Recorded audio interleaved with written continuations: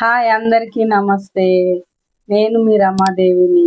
ఈరోజు బీరకాయ కారం ఎట్లా వేసుకుందామో చూద్దాం.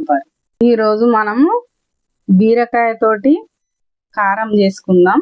బీరకాయ కారం, బీరకాయ పప్పు, బీరకాయ కూర వండుకొని మనకు విసుకొస్తుంది కదా, ఇలా మంచిగా కారం కారంగా బీరకాయ తోటి కారం చేసుకుందాం. లాత బీరకాయలు కావాలి కారానికి.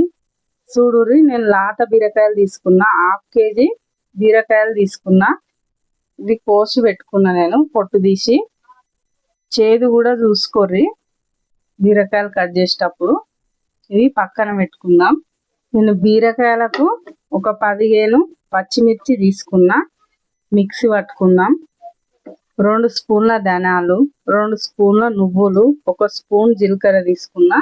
3 ఎల్లిగడ్డలు ఇట్లా మొత్తం పొట్టు తీయకుండా పైన పైన పొట్టు తీసి పెట్టుకున్నా. ఇవన్నీ ఇప్పుడు మిక్సీ పట్టుకొచ్చుకుందాం.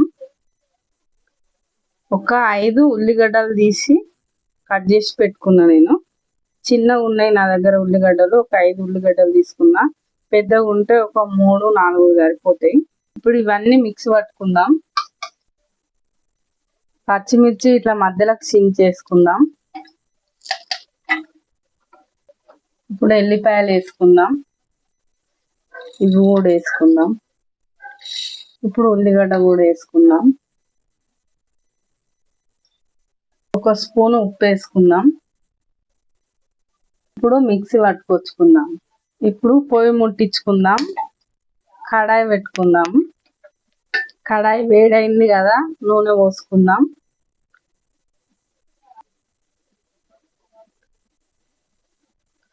ఐదు స్పూన్ల నూనె పోసుకున్నా.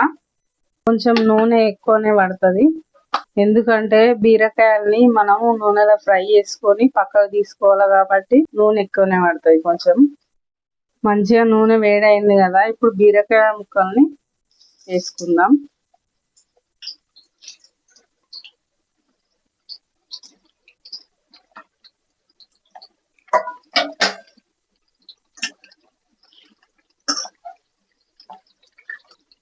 కొంచెం ఉప్పు వేసుకుందాం.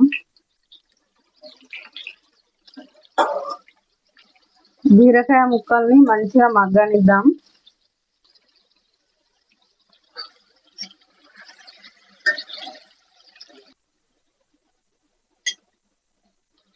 ఇప్పుడు సగం చెంచా పసుపు వేసుకుందాం.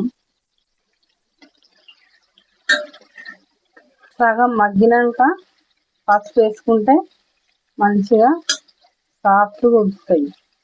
2 నిమిషాలు మూత పెట్టి ఉడికించుకుందాం.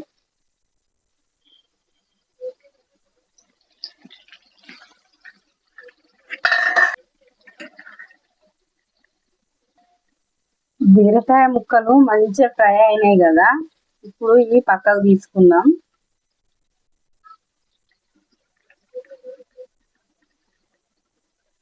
మనం ఉల్లిగడ్డ, పచ్చిమిర్చి, జీలకర్ర, ధనియాలు, నువ్వులు ఇవన్నీ మిక్సీ పట్టుకున్నాం కదా, ఇప్పుడు ఇది వేసుకుందాం. ఇదే నూనె సరిపోతుంది నాకు. మీకు ఒకవేళ ఫస్ట్ పోసిన నూనె సరిపోతే మీరు నూనె పోసుకోరు. ఒక గుప్పెడు కల్జామాకు వేసుకుందాం. కొత్తిమీర.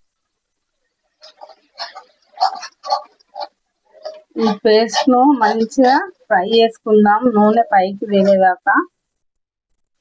మూత పెట్టుకుందాం.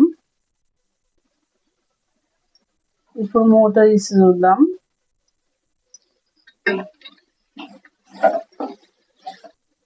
ఇప్పుడు బీరకాయ ముక్కలు ఫ్రై చేసి పెట్టుకున్నాం కదా, వేసుకుందాం.